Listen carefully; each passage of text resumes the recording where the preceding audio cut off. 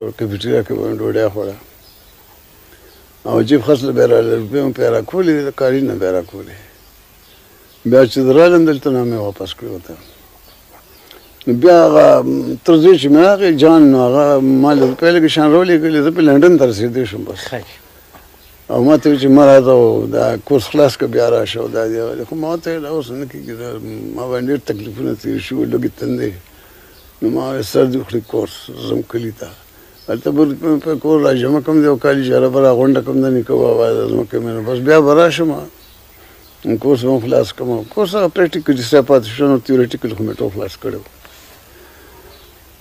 نو هغه چې زه رالم دلته بیا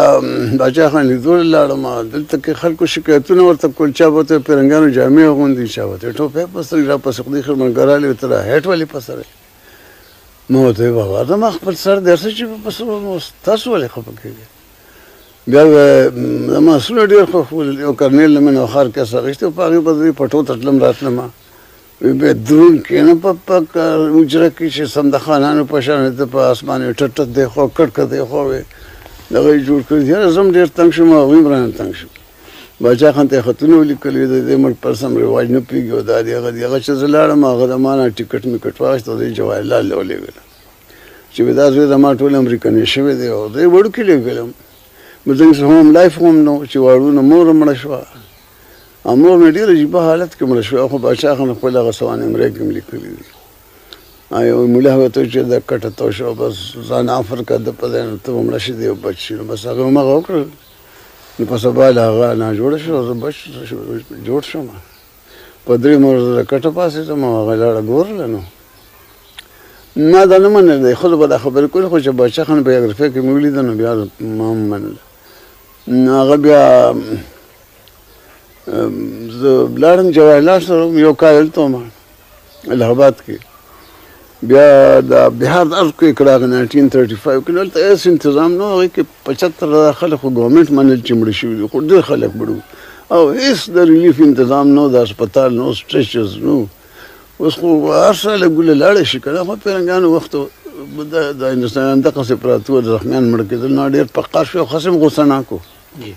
نو هلته یې ډېر سخت تقریرونه وکړل چې بس راغی نو زه خو جیل ته روان یم نو دا لورې وایم درا د هغه ورځو کې د 115 کالو به وه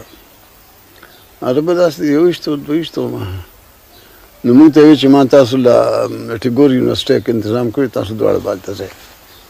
نو بس موږ دواړه هلته لاړو بیا هغه کالج کې د جینکو داخله شو زه هم زه لاړم جرنالیزم زما مضمون و ندر د کومه نو هغه ما له یو مضمون هغه استاد راکړ ما به یو ګنټه کې خلاص کور مې کوله بیا به ټول داسې خوښه ګرځېدم خدایه څوک وم ټیوټر زموږ شو پرسنټ ټیوټر زما د اندرا نو هغه د آرټ کالج پرنسپل و آرټ کالج کې هلته ټیګور یو میوزیک کالج و یو پینټینګ و یو کالج اف ډانسینګ و یو د سکلپچر و نو ډېر هغه هم خراب حالت کې و هغوی کې دا کچه کوټې وې هغې کې به اوسېدو د پاسه پې سفر و ماران به پکې ګرځېدل نو هغه بیا زه تنګ شوم خوشو باسې ګرځېدم نو هغه پرنسپل ته ورغلم یوه ورځ مې زه څوک وم چې څه کیه کوه خو دوه درې ورځې ورغلم نو ما یار دا خو په لیونه وړېدلم ما ویل ښه ده نو بیا هغه آرټ کالج کې یو د هغوی استاد و یو سکلپچر استاد و نو بس هغه سره زما دوستي شان شوه زه هغه سره یو ورځ هغه سټوډیو ته لاړم نو هلته سټوډنټان ناست وو د خټې نه سیزونه مې جوړول ډېره ښه خټه یې ولې جوړه کړې وه بندېدارانو ما هم راواخېسته لږ شان په میز مې کېښوده وه چیندخ مې جوړ کړه که چارمخ کې خوسه مې ترې جوړ کړل داسې مې دوه درې سیزونه جوړ کړل نو هغه هغوی پرنسپل ته ویل چې ته راشه دې هلک کې خو څه چل دی نو هغه چې راغی نو هغه ورته ویل چې دا خو ډېر دی ګفټډ دی او دا دی هغه دی خو یې درته مه وایه بیا نور هغوی به موږ به چې په پکنیک یا څه باندې به تلو دا اوچ رنګونه به یې راواخېستل ټولو ځان سره استادانو ملکانو ځکه چې پینټینګ مینټینګ سامان خو هم نه شوړې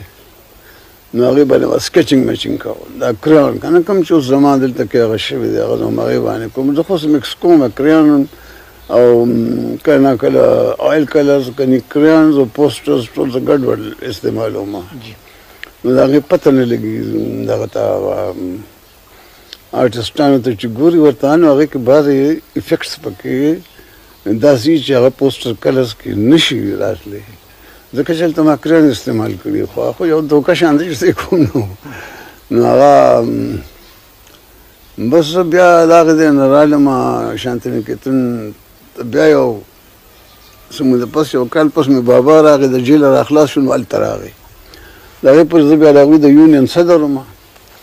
نو هغه جینکو هلکان ورته ډېر لوی هغه سړکونو باندې ورته ګلونه جوړ کړل او دغه یې جوړ کړل او میوزیک کالج ورته هغوی ورته ټول دا سازونه غنګول د ټیګور دا ګډې دی ورته جینکۍ هلکان ټول ډېر خوشحاله شو بابا خو چې وردې ته راغی نو ګاندهیجي ته یې وویل چې دغه ځای زما د زوی دپاره ټیک نه دی ټول بنګالیان وي تور تور دی غني پکې دا سپین سپین د ګلاب پسې به ښکاري وی ټیک جګه نه یم غني کړي و ټیک نه یې خیر بیا جی پرنسپل راپسې راغی وردې ته او ګاندهیجي ته وویل چې دا مې ته پرېږده او داسې هلک له 50 کاله کې نه دی راغلی ټیګور هم ولې خط ورکړی چې پرېږدی چې دی ارټسټ شي او دغه شي او د استاد نوم به وشي خو بابا مې وویل چې که د سور رنګ په کاغذ ولګو که شین ولګو نو د هندوستان په دنیا کې به څه فرق راشي نو ګاندهیجي ورته وویل ټیک دی خان صاحب بس نو دواړو بوډاګانو وویل چې بس مزه هلته نو زه نسلم نو بیا بابا مې چې ته ترو کارخانې ته لاړ شو هغلته کې خپل پریکټیکل کیسه خلاصه کړه نو زه د هغه ځای نه ترو کارخانه کې لاړم نوکر شوم هغه کوم ځای وه جي کارخانه ګولاګو کرنات یو پي کې وه دا سیتاپور ته نږدې وه د کوم د شیخ جواهرلال ښځه چې د کوم کلي وه نو هلته زه 9 کاله وم نو هلته سوپروایزر شروع شوم او بس هغه څوکې ته یې لاړم چیف کیمسټر یم او ورسره انجینیر یم او داسې دواړه شوم زه کیمیکل انجینیر یم دواړه یم نو بیا هلته کوم نو بیا دوی دلته تخبیه کې د عامل جوړو نو هلته زما کې د کیوریاسټي وه چې یاره پښتانه به انډسټریل لیبر شیک نه به شي او څنګه به دوی کوي او دوی به څنګه ومني ډیسپلن دوی خو داسې خودداره شان خلک دي ملک به دوی کار څنګه کوي نو دغه کیوریاسټي د وجې نه هلته ما ډېر ښه پوسټ به و ډېر تنخوا هم ډېره وه د دې د 5 چند وه هلته خو زه رالم د عامل مې هم جوړ کړه دلته یو زوم به یو چک وه مې د بالاحصار نه روغ که پیرنګان نیولې وه جنګ ورځ وې چې د عامل شروع کړو نو هغه خو جرمن سیټیزن و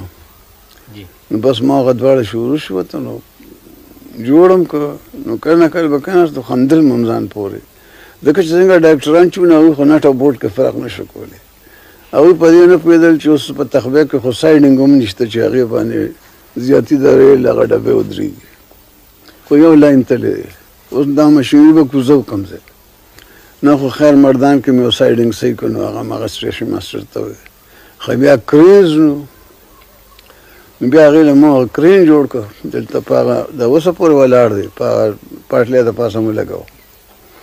یو 3 دغه هم ګرډز هم داسې ولګوله منځ کې مې پکې پولي واچوله بیا د هغې هغه حصې یو ټوکړه د هغې 4 ټنه 6 ټنه به وه دلته کې 2.5 ټن نه غټه لارۍ نه وه هغه به څه په چلونو ملونو مونږ هغه ورسوله